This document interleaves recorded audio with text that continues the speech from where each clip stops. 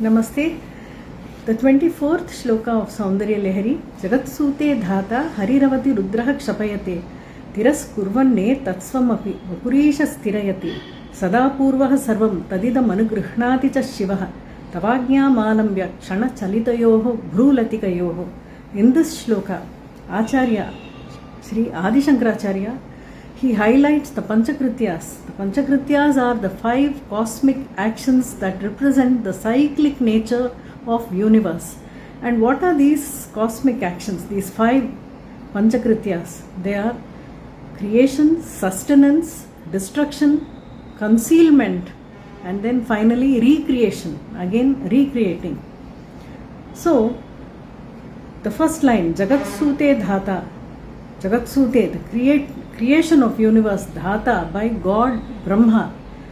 Hariravati, sustained by Hari, Lord Vishnu. Rudraha Kshapayate, destructed by God Rudra. Tiras kurvanne tatsvamapi vapur, Ishas tirayati.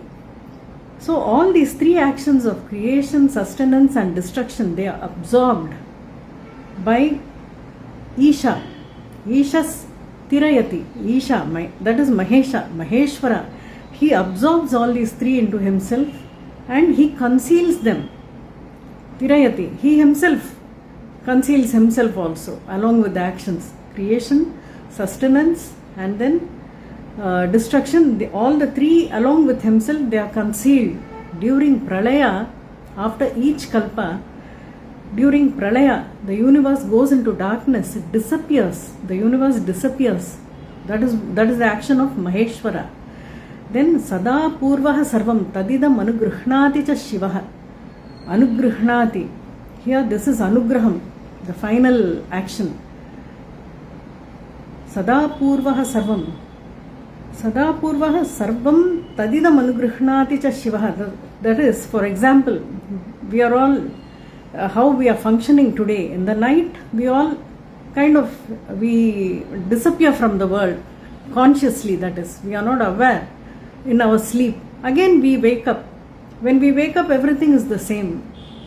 We wake up to the same house, the same sunrise, everything. So when after Pralaya, when the universe goes into hiding and is recreated by the Lord of Eternity, Sadashiva, he absorbs all the 4 actions of creation, sustenance, destruction and concealment into himself. And finally he Anugrihnati, in Telugu they say Anusarinchi, based on the same lines as it was the previous day, how we wake up to the next day, like how it was in the previous Kalpa. Kalpa means it is a cycle, it is a measure of time that determines all these 5 actions. Actually, Kalpa consists of 4.32 billion years. Right now we are in Shveta Varaha Kalpa. So this Kalpa, each Kalpa consists of 4.32 billion years and also 1000 cycles of yugas. And you know the yugas, Krita Yuga, Treta Yuga, Dwapara Yuga, and we are in Kali Yuga. And these 4.32 billion years make 1 day and 1 night in the life of God Brahma. So at the end of each Kalpa, there is again a new Kalpa coming based on the same lines how the universe was created, like with the same sun, same moon and the same 5 Panchabhutas. Everything is the same. It's the same way it is again recreated in the next Kalpa. So Lord Sadashiva, who is the Lord of Eternity, he absorbs all the previous 5 actions of creation, sustenance, destruction and concealment into himself, and based on the previous creation, the same lines he once again recreates the entire universe. And we are coming to the final line. Tavagnya malambya kshana chalitayoho bhrulatikayoho. This is where the actual beauty lies. This is where the entire Acharya has shown the source of these actions. Who is the head of the administration, who is actually making her deputies to execute the actions of creating sustenance, destruction and concealment, finally recreation, all the Panchakrityas is the source, and that is Mother Goddess Lalita Mahatripura Sundari, who is passing the order. And the manner in which she is passing the order is most aesthetic, and the way Acharya has described, Tavagnya Malamya. Agnya means, here there are two meanings. She has passed the order and they have carried out. Agnya is also Agnya Chakra, which is here between the eyebrows, because he is mentioning eyebrows here. Kshana Chalitayoho, Bhrulatikayoho. Bhrulatikayoho, eyebrows, he is comparing to creepers. They are so shapely and beautiful. Eyebrows are so shapely, like creepers they are. And the Agnya is coming from here. That is why we always meditate on the third eye, because once we gain power there, we don't have to pass any orders. It will mean we can command. The entire commanding power lies in Agnya Chakra. Tavagnya Malambya Shana Chalitayoho Bhrulatikayoho. So she passes the order from the Agnya Chakra, the power of Agnya Chakra, by lifting an eyebrow very, very minutely, very subtly, for Kshana Chalitayoho, fraction of a second. She just says like this. That's it. And they carry on the 5 Panchakrityas, such massive jobs, such jobs of magnitude of creation, sustenance, destruction, concealment and recreation, all with her slightest movement of her eyebrow. She is able to execute such a job of creating universe to destructing and recreating.